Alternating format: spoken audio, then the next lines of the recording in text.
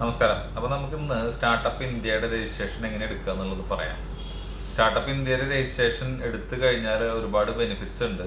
Startup ഇന്ത്യയുടെ പോർട്ടലിൽ നമ്മളുടെ ഇമെയിൽ ഐ ഡി ലിങ്ക്ഡ് ആയാൽ തന്നെ നമുക്ക് പുതിയ പുതിയ സ്റ്റാർട്ടപ്പിൻ്റെ ഗവൺമെൻറ് സ്കീംസ്, അത് ഏത് സ്റ്റേറ്റിലും നടപ്പിലാക്കുന്ന ഒരുവിധപ്പെട്ട സ്കീംസിൻ്റെ ഒക്കെ അലർട്ടുകൾ നമുക്ക് കിട്ടും. നമ്മൾ ഒരുപാട് സ്കീംസ് അറിയാണ്ട് പോകുന്നുണ്ട്. കേരളത്തിൽ തന്നെ ഞാൻ പരിചയപ്പെട്ടിട്ടുള്ളതിൽ ഒരുപാട് ഇന്നോവേറ്റീവായിട്ട് കാര്യങ്ങൾ ചെയ്യുന്ന ആളുകളുണ്ട്. അവർക്കൊക്കെ ഈ പറഞ്ഞ ഗ്രാൻറ്റിനെ കുറിച്ച് എന്താണെന്ന് അറിയില്ല, എവിടെ നിന്ന് കിട്ടുമെന്ന് അറിയില്ല, എങ്ങനെ അപ്ലൈ ചെയ്യണമെന്ന് അറിയില്ല. ഇതൊക്കെ ഒരുപാട് പ്രശ്നങ്ങളുണ്ട്. ഇതൊക്കെ ചൂഷണം ചെയ്യുന്ന ഒരുപാട് നോർത്ത് ഇന്ത്യക്കാരും ഉണ്ട്, നമ്മുടെ നാട്ടുകാരും ഉണ്ട്.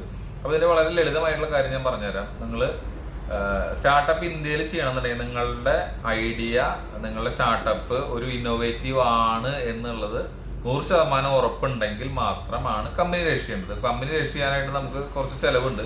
അപ്പോൾ അതുകൊണ്ട് തന്നെ കമ്പനി രജിസ്റ്റർ ചെയ്യാൻ ചിലവ് തന്നെയല്ല, കമ്പനി രജിസ്റ്റർ ചെയ്ത് കഴിഞ്ഞാൽ അത് മെയിൻറ്റെയിൻ ചെയ്യാനായിട്ട് അതിനേക്കാളും ചിലവുണ്ട്. അപ്പോൾ നമ്മളെന്താ പഴയ ചൊല്ല് പറയില്ലേ, ആന കിടന്നാലും പന്തീരായാലും നിന്നാലും പന്തീരായാലും, അങ്ങനെ എന്തോ ഒരു ചൊല്ല് പറയും, എനിക്ക് ഓർമ്മയില്ല.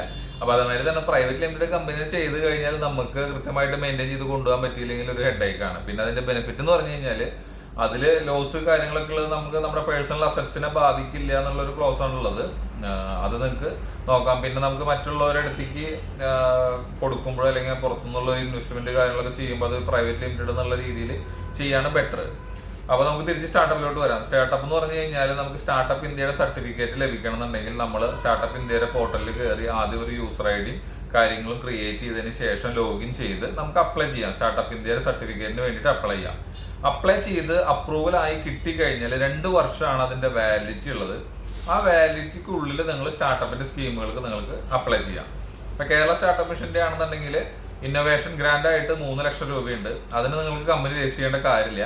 നിങ്ങളുടെ ഐഡിയ ഇന്നോവേറ്റീവ് ആണെന്നുണ്ടെങ്കിൽ നിങ്ങൾക്ക് ഡയറക്റ്റ് അപ്ലൈ ചെയ്യാം. എന്നിട്ട് നിങ്ങൾക്ക് അതിൽ നിന്ന് 3 ലക്ഷം രൂപ നിങ്ങൾക്ക് ഗ്രാൻഡ് കിട്ടും. അത് കഴിഞ്ഞ് ഐഡിയേഷൻ ഗ്രാൻഡ് ഉണ്ട്, സ്കെയിലപ്പ് ഗ്രാൻഡ് ഉണ്ട്, അങ്ങനെ കുറച്ച് പരിപാടികളുണ്ട്. അതുമാതിരി തന്നെ ഇക്വിറ്റി ബേസിസിൽ നിങ്ങൾക്ക് വെർച്വൽ ഫണ്ടിങ് VCസിനെ കണക്ട് ചെയ്യാനായിട്ട്, അതുമാതിരി തന്നെ നമ്മളുടെ ഏഞ്ചൽ ഇൻവെസ്റ്റേഴ്സിനെ കണക്ട് ചെയ്യാനായിട്ട്, അങ്ങനെ ഒരുപാട് പോസിബിലിറ്റീസ് അതിൽ കിട്ടും.